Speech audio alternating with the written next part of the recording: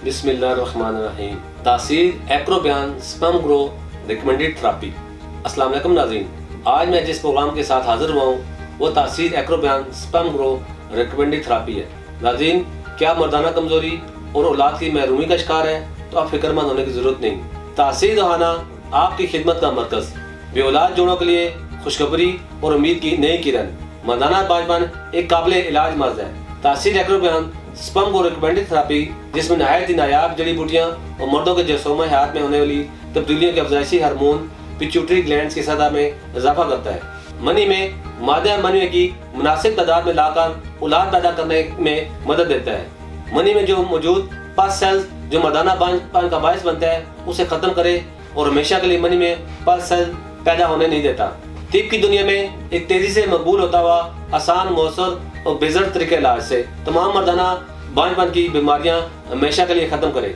मर्दों में बांझपन की पाई जाने वाली 3 किस्म की बीमारियां हैं। ओलिगोस्पर्मिया, इस बीमारी में स्पर्म की तादाद कम होती है। स्पर्म की मुनासिब तादाद 200 से 600 मिलियन होनी चाहिए।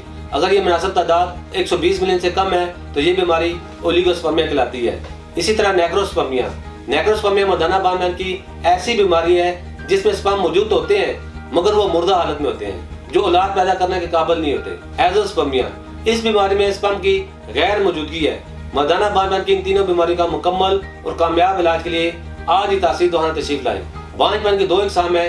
प्राइमरी इनफर्टिलिटी, वो शादीशुदा जोड़े शामिल हैं जो अभी तक औलाद जैसी नेमत से महरूम है, यानी जिनके यहाँ कोई औलाद ना हुई हो या हमल ना करार पाया हो। सेकेंडरी इनफर्टिलिटी, वो शादीशुदा जोड़े हैं जिनके यहाँ पहले औलाद हो लेकिन फिल वक्त वो औलाद पैदा ना कर पा रहे हो। इन दोनों सूरतों में तासीर दवाना आपके लिए पुरस्सर कोर्स मुरतब कर रहा है, जिसके इस्तेमाल से आपके मर्दाना बांझपन और इससे होने वाली तमाम मर्दाना खराबियां जो खुशगवार आज़ादी जिंदगी गुजारने में हायल है उनको पूरी तरह खत्म करता है। इसके अलावा तासीर एक्रोबयान स्पर्म ग्रो कोर्स से स्पर्म की हरकत व सकनात, स्पर्म की शक्ल व सूरत को बेहतर और दुरुस्त हालत में लाकर तमाम मसाइल को दूर करके आपकी औलाद को सेहतमंद, खुश शक्ल और मुकम्मल खुदोखाल के साथ जन्म देने में मामूल होता है। तासीर दवाना के पुष्ट दर पुष्ट सदरी नुस्खाजात जो मुकम्मल तौर पर कुदरती ग़िज़ा पर मुश्तमिल है। जहाँ तक वेरिकोसील और हाइड्रोसील का तल्लक है तो ये खुशियों की बीमारी है।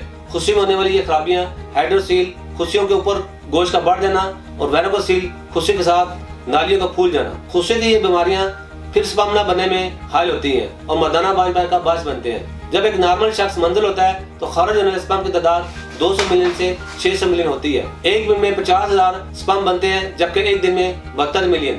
उसकी फी यौम पुख्तगी 84 डेज है। 50 मिनट से स्पर्म कम नहीं होने चाहिए। स्पर्म की तैरने ये हरकत की रफ्तार 1 से 4 मिलीलीटर फी मिनट होनी चाहिए और अगर इससे कम हो तो मसाइल का सामना करना पड़ता है। मर्दों में स्पर्म की औसत पुख्तगी 1 से 2 यौम है। अगर इनमें खराबियां हो तो बांझपन हो सकता है।